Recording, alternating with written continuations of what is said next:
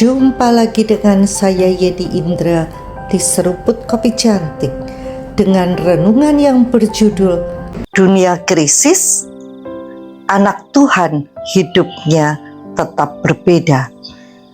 Wow, dunia sedang gonjang-ganjing, ekonomi tidak menentu, harga barang melonjak, ancaman PHK di mana-mana. Banyak orang panik dan takut. Bahkan yang punya tabungan pun merasa tidak aman. Tetapi anak-anak Tuhan berbeda. Kenapa? Karena yang menjadi sumber hidup kita bukan dunia, tetapi Tuhan sendiri, sumber segala kelimpahan. Yes, dunia boleh krisis, tetapi anak Tuhan tidak hidup dari sistem dunia, melainkan dari janji-janji Tuhan yang kekal. Mari kita lihat Nehemia. Ia hidup di masa paling sulit dalam sejarah bangsanya. Bangsa Israel dalam pembuangan, dijajah dan kehilangan tanah air. Tetapi Nehemia, hidup di istana Raja Persia. Ia bukan budak di dapur belakang, tetapi juru minuman raja, orang kepercayaan yang posisinya sangat dekat dan strategis. Why? Mengapa di tengah krisis bangsanya, Nehemia bisa berada di tempat terhormat seperti itu? Karena tangan Tuhan menyertainya. Ada favor of God, perkenanan Tuhan. Nehemia hidup takut akan Tuhan, setia dan bisa dipercaya. Dalam masa krisis, justru kemurnian hati dan integritasnya membuatnya menonjol. Bukan karena koneksi, tetapi karena favor alias perkenanan ilahi. Prinsipnya jelas, Gusti Allah boten sari, Tuhan tidak tidur. Saat dunia tertidur dalam kegelapan, Tuhan bekerja dengan cara yang tidak kelihatan untuk meninggikan anak-anaknya. Nehemia taat pada kehendak Tuhan. Bahkan saat ia sudah nyaman di istana, hatinya tetap peduli pada Yerusalem yang hancur. Ia bukan hanya diberkati, tetapi menjadi saluran berkat bagi bangsanya.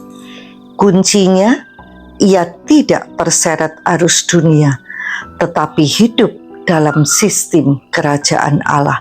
Dunia bilang, cari aman, simpan sebanyak-banyaknya, jangan ambil resiko, selamatkan diri. Tetapi Tuhan berkata, carilah dahulu kerajaan Allah dan kebenarannya, maka semuanya akan ditambahkan kepadamu. Tuhan tidak berkata akan diganti, tetapi ditambahkan. Artinya hidup kita bukan bertahan, tetapi berkelimpahan. Dan tujuan kelimpahan itu diberkati supaya menjadi berkat bagi sesama. Hidup dalam krisis, ini prinsip anak Tuhan. Fokus pada panggilan, bukan tekanan. Nehemia tidak hanya fokus pada posisinya, tetapi pada panggilannya untuk membangun kembali tembok Yerusalem, memikirkan kesejahteraan bangsanya.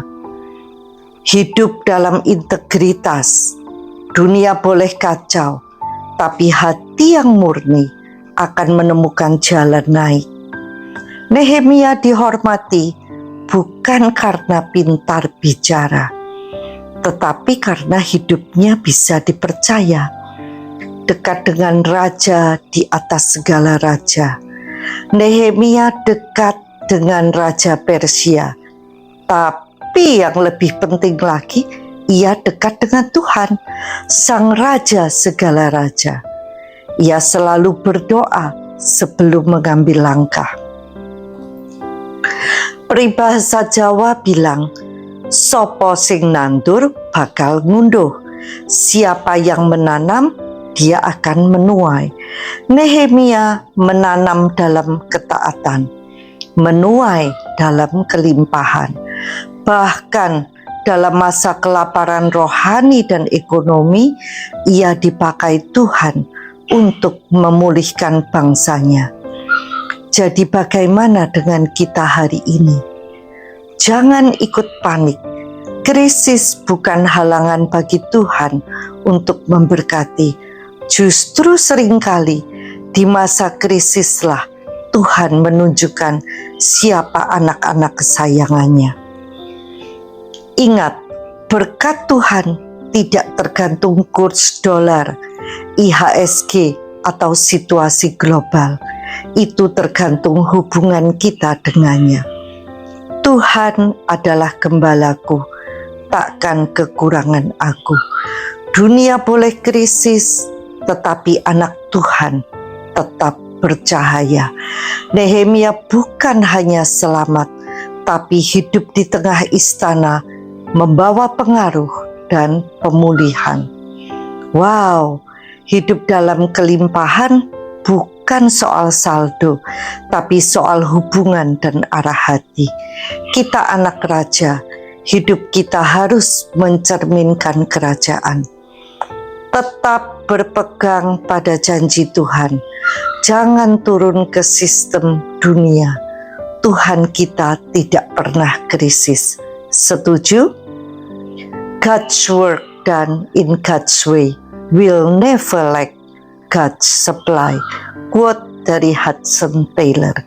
Pekerjaan Tuhan yang dilakukan dengan cara Tuhan tidak akan pernah kekurangan persediaan dari Tuhan.